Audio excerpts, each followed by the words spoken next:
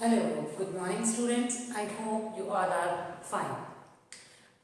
मुझे लग रहा है आप लोग बड़े अच्छे से वीडियोस देख रहे हैं। ठीक है, हम लोगों ने कल एक फैमिली पढ़ी थी। कौन सी पढ़ी थी? अगर आप लोगों को याद हो तो रूबीसी फैमिली पढ़ी थी, कॉफ़ी की फैमिली पढ़ी थी, है ना। आज जो हमारी फैमिली है वो है एस्ट्रेसी, या जिसको हम कहते हैं कंपोजिटिव फैमिली। देखो, ये कहा जाता है कि एस्ट्रेसी या कंपोजिटी जो फैमिली है वो प्लांट में डायकॉट्स में एडवांस फैमिली है। हम लोग इसका स्टडी करने के बाद इसमें देखेंगे कि इसमें ऐसे कौन से कैरेक्टर्स हैं जो इसको एडवांस फैमिली की कैटेगरी में डालते हैं। सबसे पहले मैं इसकी बात करूं एस्ट्रेसी। एस्ट्रेसी के दो वर्ड्स, दो नेम है, एस्ट्रेसी एंड कंपोजिटी। पहले इसको कंपोजिटी बोला जाता था। इसको कंपोजिटी इसलिए बोला जाता था क्योंकि इसमें कंपाउंड फ्लावर था। आप लोगों ने इस फैमिली के फ्लावर बहुत देखे हैं। अभी जो है शादियों का सीजन स्टार्ट हो गया है। आप गेंदे का फूल, जो येलो कलर वाला जो फ्लावर आता है ना, वो फ्लावर नहीं है, वो पूरा का पूरा इनफ्लोरेसेंस है। सूरजमुखी जो हमारा सनफ्लावर है वो भी एक फ्लावर नहीं, पूरा इनफ्लोरेसेंस है। तो वो बहुत सारे फ्लावर जो थे वो एक साथ कनेक्ट होकर एक फ्लावर जैसे स्ट्रक्चर अगर शो करते हैं, that is means compound flower. इनको हम बोलते हैं कंपाउंड फ्लावर। तो इस फैमिली में आपको कंपाउंड फ्लावर मिलेंगे। ओके, तो एस्ट्रेसी फैमिली जो है उसके पहले इसको कहा जाता है कंपोजिटी। कंपोजिटी फैमिली इसका नेम पड़ा था। इसमें प्रेजेंट कंपाउंड इन्फ्लोरेसेंस या कंपाउंड फ्लावर की वजह से इस फैमिली का नेम एस्ट्रेसी रखा गया, सॉरी कंपोजिटी रखा गया। नेक्स्ट एस्ट्रेसी। एस्ट्रेसी जब इसका नेम चेंज हुआ तो इसमें जो एस्टर वर्ड है, एस्टर मीन्स होता स्टार। देखो, आपको पता है लगभग जितने भी बॉटनी या जूलॉजी में नेम होते हैं वो लेटिनाइज होते हैं, लेटिन भाषा में होते हैं, तो उनका कोई अलग ना अलग मीनिंग निकलता है। तो इसको एस्टर कहा गया। एस्टर मीन्स होता है स्टार, तो इसमें स्टार फॉर्म जो है प्रेजेंट होती है, इसलिए इसको एस्टर फैमिली में इसको फैमिली कहा गया। ठीक है, अब इसके नाम के बाद में आता है, ये मैंने पहले बताया कि ये एडवांस फैमिली है और एक काफी बड़ी फैमिली में से आती है। जैसे कि हम लोग लेग्यूमिनेसी को एक बड़ी फैमिली में इंक्लूड करते हैं, वैसे ही ये फैमिली भी काफी बड़ी फैमिलीज में से आती है। नेक्स्ट अगर मैं इसकी बात करूं, सबसे पहले हम जब भी कोई फैमिली पढ़ते हैं सबसे पहले हम लोग क्या पढ़ते हैं, उसका सिस्टमेटिक पोजीशन। ठीक है, तो सिस्टमेटिक पोजीशन में वही डिवीजन जो है इसका भी क्या होगा, एंजियोस्पर्म होगा। Sub division डायकोटिलेडन। क्लास जो हमारी इससे पहले रूबीसी फैमिली थी उसकी क्लास भी गैमोपेटलस थी, तो यहाँ पर भी आपको क्लास क्या दिखेगी, गैमोपेटलस क्लास दिखेगी। क्लियर? गैमोपेटलस क्लास के बाद इसकी सीरीज की बात करूं मैं तो इसकी सीरीज जो थी वो थी इंफीरियर। क्या थी? इंफीरियर सीरीज थी। ऑर्डर बात करें तो ऑर्डर था एस्ट्रेस। क्लियर? फैमिली एस्ट्रेसी या कंपोजिटी। ठीक है, अब अगर मैं बात करूं इस फैमिली की डिस्ट्रीब्यूशन की, वर्ल्ड वाइड डिस्ट्रीब्यूशन की, तो इस फैमिली में 900 जेनेरा, पूरे विश्व भर में ये फैमिली जो है वो प्रेजेंट रहती है और मुख्यतः इसकी 9000 जो वंश हैं और 13000 जातियां, 900 वंश और 13000 जातियां जो हैं वो ऑल ओवर वर्ल्ड में, पूरे विश्व में पाई जाती है। ठीक है, अब मैं बात करूं इंडिया की, तो इंडिया में 138 जेनेरा, 138 जेनेरा पाई जाती हैं, वंश पाए जाते हैं और 700 जातियां जो है वो इंडिया में हिमालय रीजन, इसके अलावा मैदानी क्षेत्र जो होते हैं, हमारे जो लैंड एरियाज जो है वहां पर आपको देखने को मिलेंगे। ठीक है, इसके बाद अगर मैं बात करूं इसकी हैबिट की, तो इसमें आपको हर्बेशियस मीन्स हर्ब मिलेंगे, शर्ब भी मिलेंगे, ट्रीज भी मिलेंगे और वुडी ट्विनर्स भी मिलेंगे, मतलब काष्ठी कठलताएं भी मिलेंगी। तो इस तरह से इसकी हैबिट की अगर आप बात करो तो आपको इस फैमिली में आपको हर्बेशियस मीन्स हर्ब भी मिलेंगे, शर्ब भी मिलेंगे, ट्री भी मिलेंगे और काष्ठीय वल्लरी।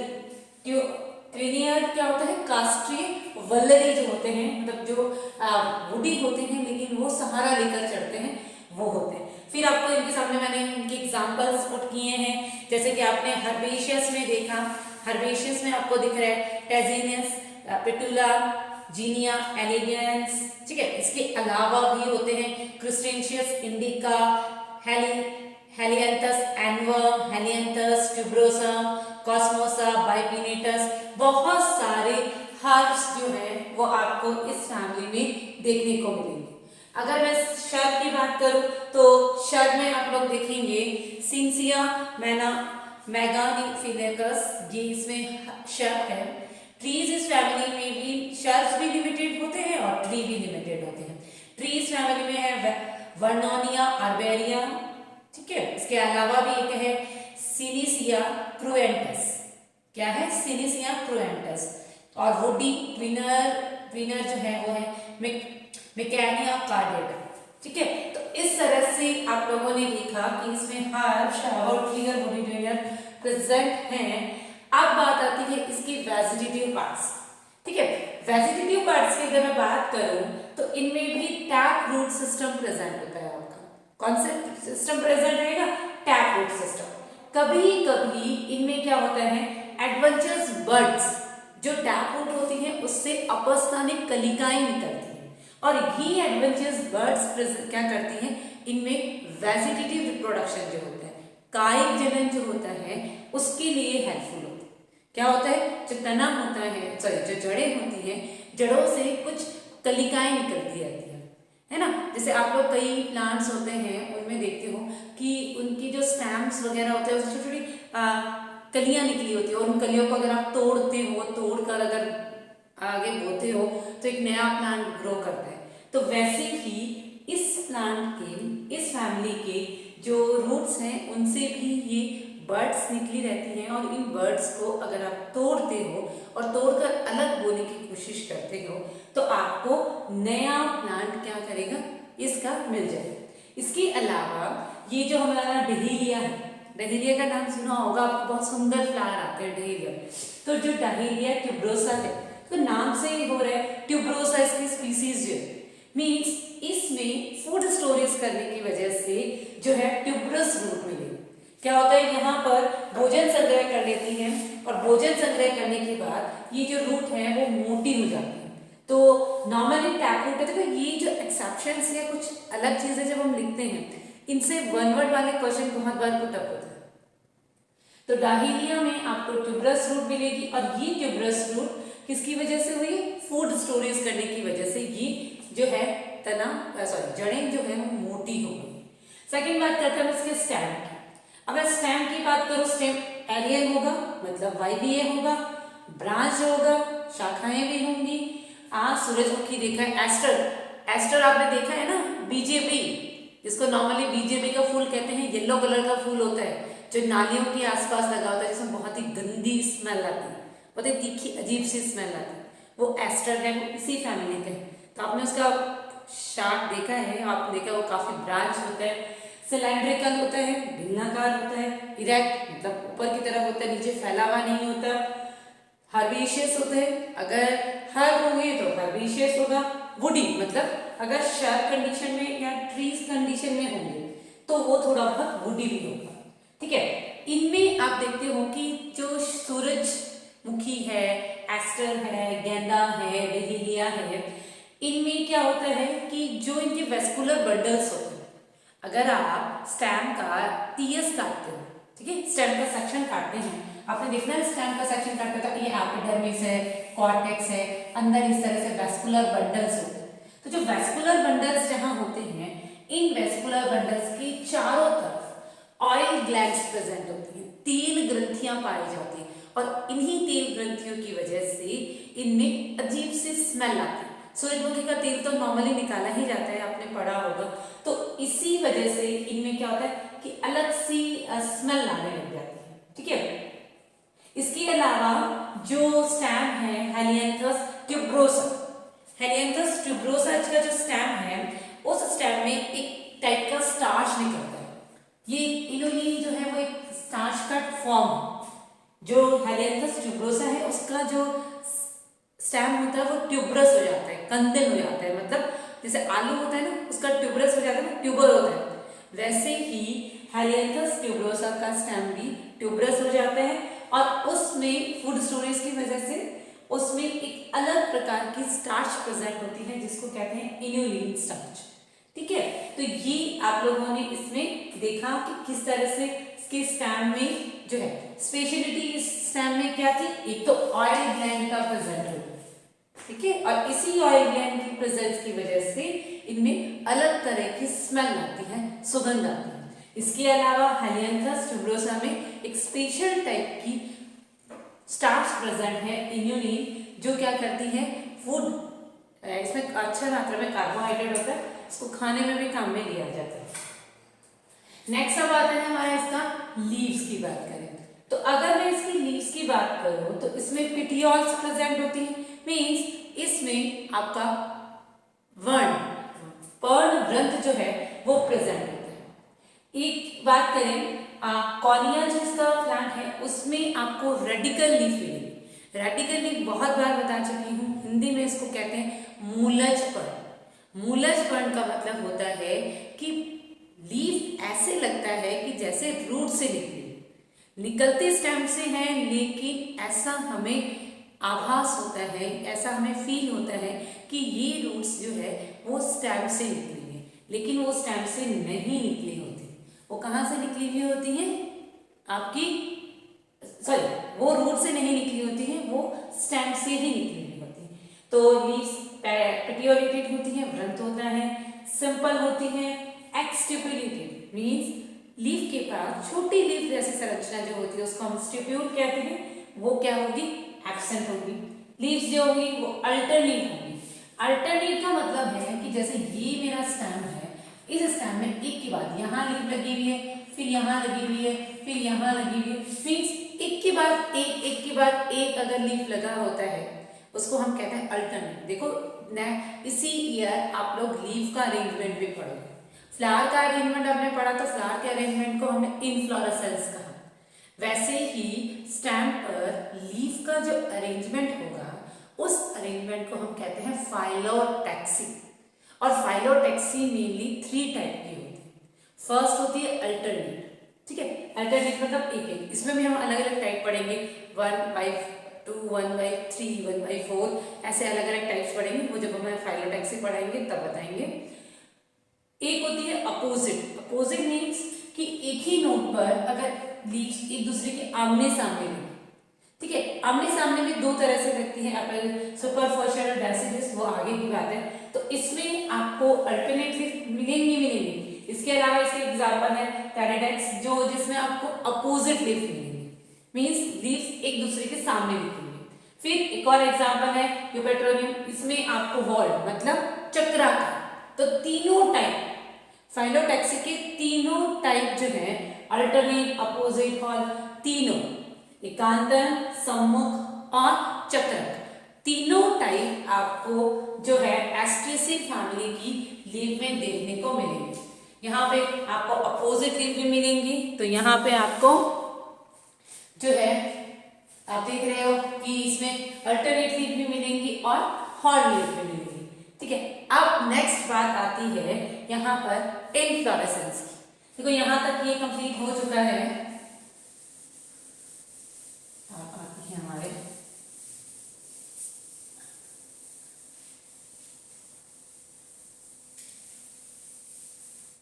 अब बात करते हैं हम लोग इसमें इनफ्लोरेसेंस की। तो इसमें जो इनफ्लोरेसेंस है वो इनफ्लोरेसेंस है कैपिटुलम इनफ्लोरेसेंस। कैपिटुलम इनफ्लोरेसेंस आपने देखा था रासिमॉस में। हमने इनफ्लोरेसेंस 3 टाइप के पढ़े थे, कौन कौन से थे, रासिमॉस, साइमॉस और स्पेशल है ना, जिसमें हमने रासिमॉस में भी बहुत सारे टाइप पढ़े थे, रासिमॉस रेसीम, कैटकिंग, स्पाइक, स्पाइकलेट, कैपिटुलम, अंबल, है ना, ये बहुत सारे इन्फ्लोरेसेंस हमने यहाँ पढ़े थे। तो यहाँ पर जो इन्फ्लोरेसेंस होता है वो कैसा इन्फ्लोरेसेंस है, कैपिटुलम इन्फ्लोरेसेंस। कैपिटुलम इन्फ्लोरेसेंस में क्या होता है कि जो पूरा का पूरा जो सैपत्र होता है उसे इस तरह से इनवॉल्यूकल बन जाता है और इसको हेड बोलते हैं। और इस हेड पर यहाँ पर फ्लावर लगे रहते हैं और यहाँ पर फ्लावर लगे रहते हैं। ये फ्लावर साइज में बहुत छोटे होते हैं। जब फ्लावर साइज में बहुत छोटे होते हैं तो उन्हें हम लोग कहते हैं, क्या कहते हैं, फ्लोरेट। क्या कहा जाता है, जब फ्लावर साइज में छोटे होते हैं तो उन्हें फ्लोरेट कहा जाता है। ठीक है, ये जो हमारा इन्फ्लोरेसेंस है, कैपिटुलम इन्फ्लोरेसेंस, इसमें ये जो है ये हेड है जो ऊपर बना है, इसको हम लोग क्या बोलते हैं, हेड बोलते हैं। ठीक है, ये इनको हम छोटे छोटे जो फ्लावर होते हैं इनको हम फ्लोरेट बोलते हैं। और फ्लोरेट जो है उसके बीच पर यहाँ दो टाइप के फ्लोरेट प्रेजेंट होते हैं। आप लोग देखेंगे, एक होते हैं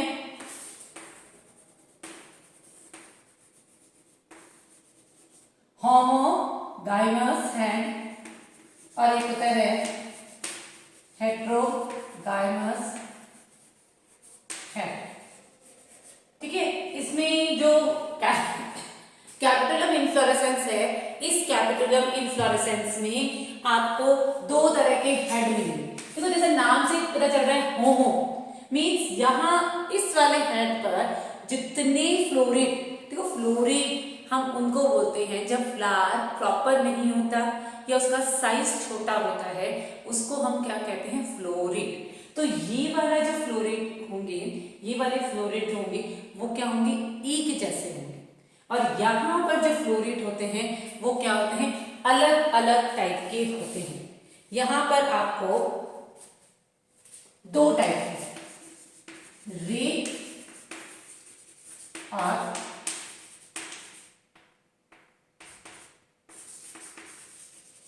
री फ्लोरेट और डिस्क फ्लोरेट। ठीक है, आपको रे फ्लोरेट और डिस्क फ्लोरेट, दो तरह के फ्लोरेट आपको देखने को मिलेंगे। होमोगाइनस जो है कंडीशन, समजात जो हेड है, इस हेड में आपको जो फ्लावर मिलेंगे वो रेगुलर मिलेंगे, बाइलॉग मिलेंगे और बाइसेक्शन मिलेंगे। ठीक है, और हेट्रोगाइनस जो हेड है उसमें आपको दो तरह के फ्लोरेट मिलेंगे, मैंने अभी बताया, एक होंगे रे फ्लोरेट और एक होंगे डिस्क फ्लोरेट। एग्जाम्पल अगर देखिए तो सोनेमकस, लॉनिया जो है उनमें आपको होमो मिलेंगे, और हेलियंथस, एस्टर, हेलियंथस है, एस्टर है, इन सब में आपको जो फ्लोरेट मिलेंगे वो ये वाली कंडीशन में मिलेंगे। ठीक है, ये हुआ इसमें इनफ्लोरेसेंस की बात। इनफ्लोरेसेंस के बाद हम लोग आते हैं इसके फ्लावर की बात करें। देखो इसका इनफ्लोरेसेंस इंपॉर्टेंट है, तो इस इनफ्लोरेसेंस में आपको अलग से क्वेश्चन, कल मैंने जो बताया था आपको कि कैसे इस यूनिट में आपको अलग से क्वेश्चन भी पुट अप होते हैं। मीन्स आप लोगों को अलग ही क्वेश्चन जो है शॉर्ट आंसर टाइप में जो क्वेश्चंस होते हैं वैसे कैसे पुट अप होते हैं, ये वाली बात है। तो इसमें हम लोग नेक्स्ट बात करते हैं इसके फ्लावर की। इसमें जो फ्लावर होंगे वो ससाइल होंगे, मीन्स फ्लावर में पेडिकल या पुष्प वृंत जो होगी वो कैसे होगी, एब्सेंट होगी। ठीक है, क्लियर। नेक्स्ट बात करें, इसमें ब्रैक्ट जो होती है, ब्रैक्ट कुछ कंडीशन में, कुछ फ्लावर्स में ब्रैक्ट प्रेजेंट होगी, कुछ फ्लावर्स में ब्रैक्ट जो होगी वो क्या होगी, एब्सेंट होगी। देखो इनमें दोनों कैरेक्टर साथ साथ चलेंगे।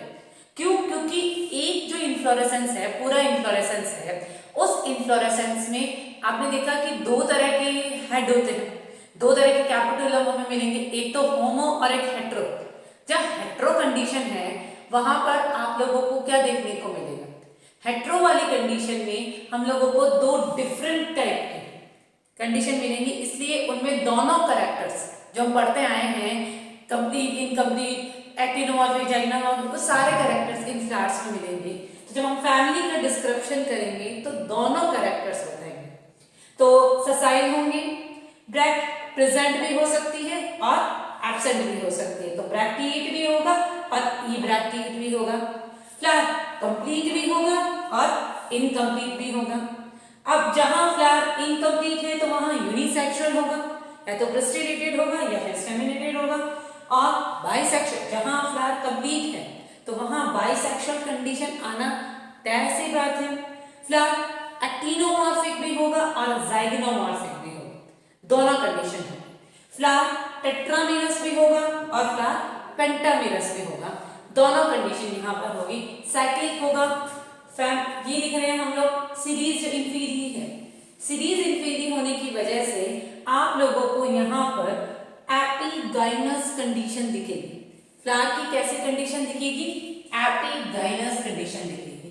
इस वजह से आपने यहाँ पर फ्लावरिंग कैरेक्टर्स देखे इस फैमिली के, ठीक है। तो आज आप लोगों ने क्या देखा?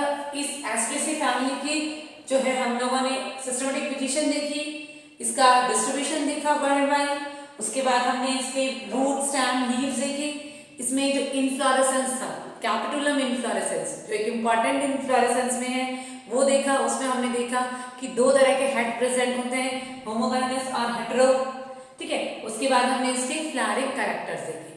कल हम लोग इसके फ्लावर में आगे के कैरेक्टर्स देखेंगे, calyx, Corolla, androecium, gynoecium, floral, formula, floral, diagram, ये सब हम लोग कल की क्लास में देखेंगे।